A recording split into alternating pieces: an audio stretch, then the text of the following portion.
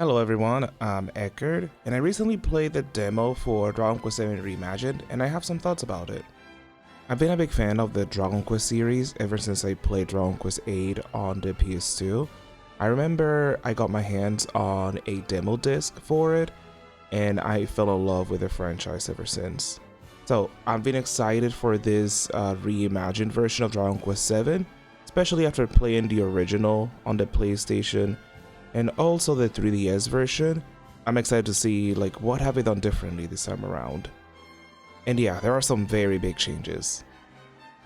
Square does something very smart with this demo, which is that you can play roughly the first 3 to 4 hours of the game. So you start at the beginning and you can get an idea of what the story is like, what the combat is like, and the world around it. And if you want to continue the game, you can use that same save file once you get the full game and continue the story from when you left off.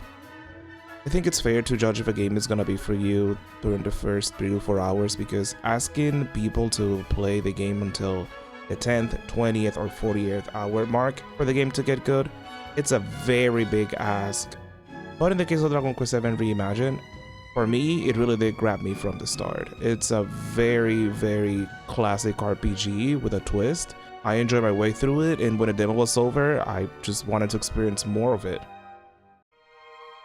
So as I just said, the game starts at the beginning of the game, and we're introduced to the characters and the world that the characters live in.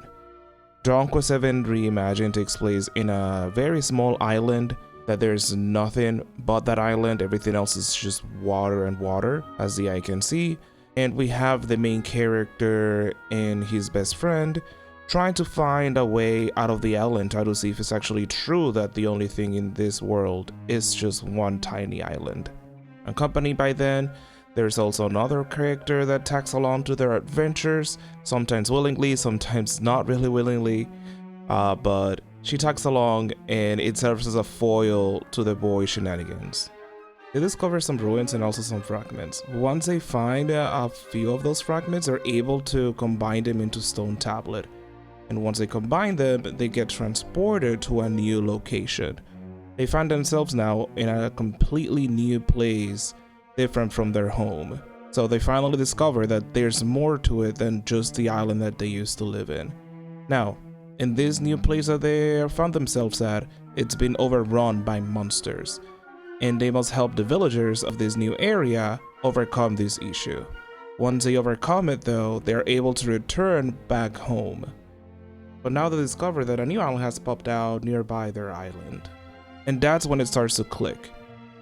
The story of this game is finding out these fragments so you can restore the world an island at a time. In a way, it's like going through a series of short stories while the main characters are in a journey of self-discovery. The graphics of the game look amazing. It's using this diorama style that I don't see too often, but it's definitely a stylistic choice to make it stand out, especially if you're doing something in 3D. I prefer something more stylized like this as, let's say, hyper-realistic 3D graphics, which I don't think that would fit the fantasy whimsy medieval that the Dragon Quest series has always been known for, especially when they are using something like the artwork from Akira Toriyama. I don't see that working very well in hyper-realism. So something like cel-shaded or stylized graphics like the ones they're using right now works very well for it. But if I'm being honest, the character design took me a little bit to get used to, because they're using this plastic action figure design on them, and it's very glaring. Like, it's not chibi, it's not full on to scale, it's something in the middle. And I believe they actually use a model for this, like they actually use plastic models for the characters, for their clothes and everything else, and it shows. So it's not like it looks bad, it just took me a time to get used to this new art style, or this new way to style the characters in this world that they have created. But something that didn't take me any time to get used to was the monster design. They look amazing. It's your classic Dragon Quest monsters come to life. Like, I feel like this is the best that they've looked in a very long time. especially in 3D. I feel like this is the best that monsters have looked in 3D. There's a lot more detail. There's shine where it needs to be shine. There's fur where there needs to be fur. It just works. The music of Dragon Quest features a lot of classical elements. It has a lot of horns, strings, flutes, windpipes, etc. that fits very well within this magical fantasy world and giving it a bit of whimsy. It also helps that it's orchestrated. There's no pop music, there's no synth, there's no electronics.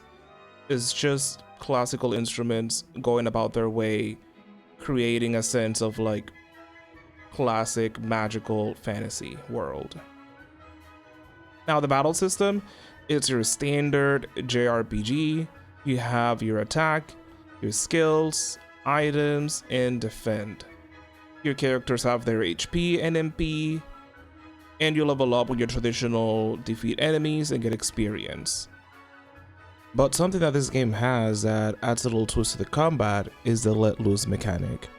Basically, after your characters get hit by the monsters an X amount of times, there's a chance that they activate something called let loose, which is like an additional extra ability. Think of it as an ultimate move, but so far I haven't seen one that is damaging. They all have some special buff effects.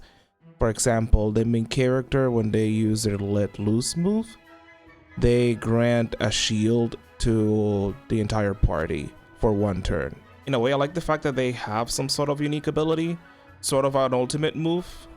But on the other hand, I wish I had more control about when it does show up. From my understanding, you get it if you get hit multiple times, but I don't know how many times or how much damage, so it feels like there's a bit of RNG. Though, to be fair, once you get the let loose move, you can decide to use it or not and still be there for a few turns. So once you get it, you do have control when to use it. But overall, I'm just not a fan of when RNG can turn the tides of battle, especially into death spells. I'm looking at you, whack or twack. But it is what it is. But again, it's up to me if I want to use the let loose moves after all. Another quality of life added to the combat, you can change to different battle speeds, like make it normal, fast, or ultra fast. That way you can make the battles go as quickly or as slow as you want them to be. You also have the tactics menu, which you can use for auto battle purposes. You can make it so each character can do something else individually, like fight wisely, in which they strike a careful balance between offense and defense. Focus on healing, which means the character will focus on healing. Don't use MP, which a character will consume MP and avoid using all skills. Normally I just have it on follow orders, that way I can control everything that they do. But if you want to just do auto battles for grind purposes and you don't want to have to input an order every single time, the game gives you that option. Something interesting they have done in this game, and I'm very grateful for it, is, as I previously mentioned before, you have to find certain fragments in order to progress throughout the game. Now, these fragments are scattered throughout the entire world. It could be in different islands, it could be in different towns, so you had to explore every single nook and cranny, talk to every NPC, break every single pod, which, by the way, it's still as satisfying as ever. And hopefully you find these fragments. Now, that was a big issue in the original because, again, you had no idea where these fragments are. So it felt like a very tedious scavenger hunt. I know the intention was probably to encourage exploration or to sell a strategy guide.